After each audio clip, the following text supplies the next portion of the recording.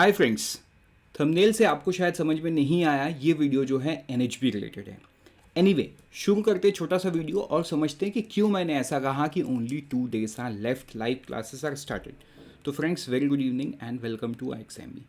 First thing first, 2 दिन किस बात के लिए बचा है? देखो, 18 तारीख को इस फॉर्म को भरने का लास्ट दिन है। मतलब एनएचबी में जो असिस्टेंट मैनेजर का रिक्रूटमेंट आया है, इसमें if you are eligible the forms are only accepted till 18th अक्टूबर।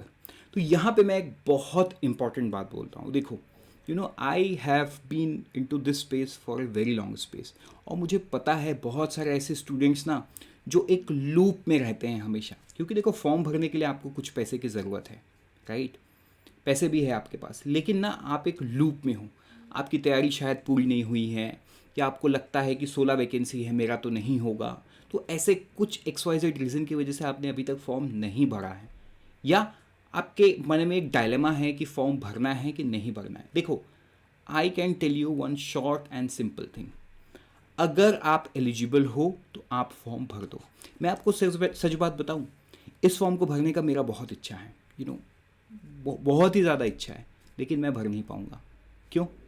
क्योंकि आई एम नॉट एलिजिबल, राइट? तो देखो, यहाँ पे किसी एक को, and let me be very truthful, मतलब आपको लग सकता है सर आप तो ये बोल रहे हो, but yes, that is a fact. देखो, आपको मानना है नहीं मानना है ये आपके ऊपर है, बट मैं आपको एक फैक्ट बता रहा हूँ, right? I am preparing for government job from 2017।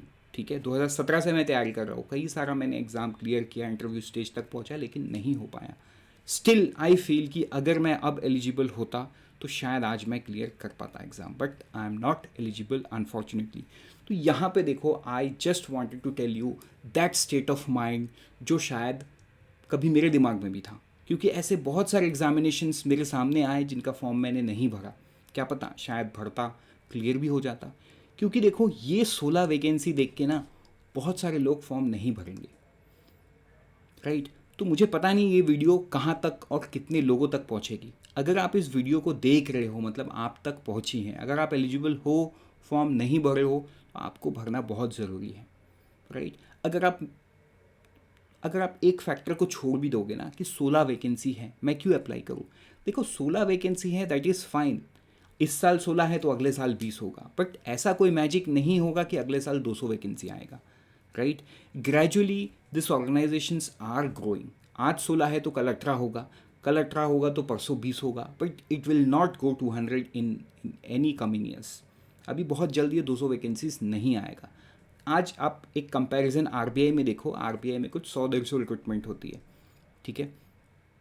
आप इसको कंपेयर करो यूपीएससी के साथ। यूपीएससी में कुछ 700-800 वैकेंसीज होती हैं, कम ऑल ग्रुप ए सारा मिला के, है ना? मैं सिर्फ IAS IPS की बात नहीं कर रहा हूँ, सारा मिला के। तो देखो, आरबीआई आज के दिन में 100 से 150 रिक्रूटमेंट लेके आता है। धीरे धीरे आरबीआई बड़ा होगा, आरबीआई का दायरा बड़ा होगा, आरबीआई के अंडर में और भी बहुत सारे बैंक्स आएंगे, क्या पता और नया नया डिपार्टमेंट्स आएगा, बिकॉज थिंग्स आर चेंजिंग ना। So in future it will also come out with 500-600 vacancies, but that is not going to happen anytime very soon, but you never know. तो देखो, ये ना फैक्टर होना ही नहीं चाहिए कि कितना वैकेंसी है। सिंपल बात है, अगर देखो एक है वैकेंसी, सिंपल बात है, आपको भर देना है। आप एलिजिबल हो, आपको भर देना है, राइट? अब आप सोच रहे हो कि सर आपने बहुत ज्ञान बता दिया, अब आगे चलो। चलो बढ़ते हैं आगे। हाँ, एक बात मैं बता दूं कि you can download the preparation guide, जिसमें लाइव क्लास शेड्यूल है। जैसा कि मैंने शुरू वाले अपने थंबनेल पे देखा, मैंने बताया डिस्क्रिप्टिव इंग्लिश के क्लासेस जो बहुत इंपॉर्टेंट होंगे एग्ज़ाम के लिए, right? So descriptive English would be taken by doctor Sanjeev Sharma. वो क्या है? वो ED है NHB। आप जिस ऑर्गेनाइजेशन में you are aspiring to become assistant manager, ये उसी ऑर्गेनाइजेशन में एज एन एग्जीक्यूटिव डायरेक्टर काम कर चुके हैं, and he is going to take you through English descriptive classes, right? So I don't think I have to tell more about it. बढ़ते हैं आगे और समझते हैं एग्जाम पैटर्न क्या है। देखो, एग्जाम पैटर्न अब तक आपको याद हो जाना चाहिए, but still I am just trying to put up कि देखो, ये है इंग्लिश लैंग्वेज जिसमें लेटर एंड ऐसे आएगा, ठीक है? चलो देखो, यहाँ पे एक कन्फ्यूजन आपको हो सकता है, रीजनिंग के साथ भी कंप्यूटर लिखा हुआ है, जनरल अवेयरनेस के साथ भी कंप्यूटर लिखा है, तो कंप्यूटर आएगा कहाँ पे? तो तो ये जो कंप्यूटर है ना, ये जनरल अवेयरनेस के साथ आता है, मतलब ये 50 क्वेश्चन एक्चुअली 40 प्लस 10 के आसपास, देखो मैं ऑन एन एवरेज बता रहा हूँ, एक दो क्वेश्चन ऊपर नीचे हो सकते हैं, 40 जनरल अवेयरनेस का, 10 कंप्यूटर अवेयरनेस का, इस तरीके से आपका पूरा एग्जाम पैटर्न दिखता है, right. So this portion will be objective, this portion will be descriptive, ये इंग्लिश वाला जो मैंने लास्ट में बताया सर क्लास लेने वाले हैं। अब हम देखते हैं ना रोल ऑफ एनएचबी, मतलब एक बेसिक सेंस में एनएचबी क्या काम करता है। देखो इसका एक डिटेल वीडियो भी मैं बनाऊंगा, लेकिन यहाँ पे ना I just want to put up something in your mind which can motivate. देखो एनएचबी का जो रोल है ना, वो है हाउसिंग फाइनेंस कंपनी का promotion and development. So basic सी बात है, देखो हाउसिंग फाइनेंस मतलब हाउसिंग लोन तो एक बैंक भी देता है, लेकिन बैंक तो बहुत सारा काम करता है, लेकिन कुछ हाउसिंग फाइनेंस कंपनी है लाइक LIC-HF है ना, life insurance corporation of India housing finance company, LIC-HFL, आपको पता भी होगा LIC-HFL का वैकेंसीज भी आता है। तो ये जो कंपनी है हाउसिंग फाइनेंस कंपनी, इनका प्राइमरी फोकस होता है होम लोन। इनके पास ना एक ही प्रोडक्ट होते हैं, दैट इज़ होम लोन। वो सुबह से लेकर रात तक होम लोन देते हैं, हर हफ्ता वो होम लोन देते हैं, every month they give home loan, every year they give home loan. मतलब उनका ऑब्जेक्टिव है लोगों को घर दिलाना। एंड आपको पता है इंडिया में घर क्या होता है, you know it's not just you know a structure with some pillars, it's an emotion. मतलब आप खुद भी सोच के देखो, घर is an emotion. So NHB is working towards fulfilling those emotions. NHB is not doing it directly, HFCs are doing directly, but HFCs को रास्ता कौन दिखाता है? NHB, by supervising them, by helping them in in creating wonderful products in terms of promotion and development of the entire sector। ठीक, तो देखो ये तो हो गया। अब बेसिक सेंस में अगर मैं बताऊं, रेगुलेशन सुपरविजन NHB का काम है, किसके regarding? Housing finance companies, promotion and development of housing finance company. उसके बाद है फाइनेंसिंग, ठीक है, फाइनेंसिंग, रीफाइनेंसिंग। तो ये सारा चीज़ हम डिटेल में आगे दूसरे वीडियोस में देखेंगे।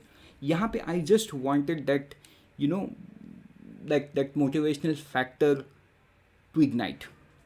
मुझे पता नहीं हाउ सक्सेसफुल आई एम, आपको अगर कुछ और लगता है please do mention in the comment section, ठीक है। तो व्हाट टू डू नेक्स्ट, देखो अगर ये वीडियो देख के आपने ये सोच लिया ना कि हाँ सर आप सही बोल रहे हो, मैं अप्लाई करूँगा, तो देखो next thing what you should do is take up the free mock test. क्योंकि देखो ये मॉक टेस्ट से ना आपको अंदाज़ा लगेगा कि आपका प्रिपरेशन लेवल कहाँ पे है। But many a times when you take mock test you get misguided, क्योंकि मॉक टेस्ट में तुम्हारे मार्क्स आते नहीं हैं और तुम्हें लगता है मैं तो प्रिपेयर्ड नहीं हूँ, और तुम देते नहीं हो।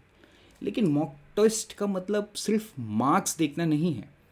मॉक टेस्ट का मतलब है कि आपको अपने वीकनेस और स्ट्रेंथ को आइडेंटिफाई करना है और स्ट्रेंथ पे खेलना है। मतलब you have to work on your strength. देखो एग्ज़ाम डेट अभी तक नहीं आया है, तो मोटे तौर पे 30 से 45 दिन तो अभी भी है, right. So you can do wonders in this 30 to 45 days। How, I will tell you, but आप एलिजिबल हो तो ये फॉर्म कम से कम आप भर दो। सो ख़त्म होता है हमारा छोटा सा वीडियो। मिलते हैं कल फिर NHB सीरीज में ही किसी दूसरे टॉपिक को लेके। Maybe the topic can be refinancing, maybe the topic can be functions of NHB, maybe the topic can be what are housing finance company. लेकिन ये तो मैंने बोला, आपको क्या सुनना है आप मुझे कमेंट सेक्शन में बताओ, मैं उसी टॉपिक पे वीडियो बनाऊंगा। कोई 2 लोग मिलके एक टॉपिक लिख दो और कल वो वीडियो मुझे बनाना ही है, मैं बनाऊंगा ही वो video, right. So with this, thank you and all the best. Again, I will repeat, if you are eligible, please do apply, unfold your potential with IXMB. And always remember, IXMB helps you prepare 50% faster.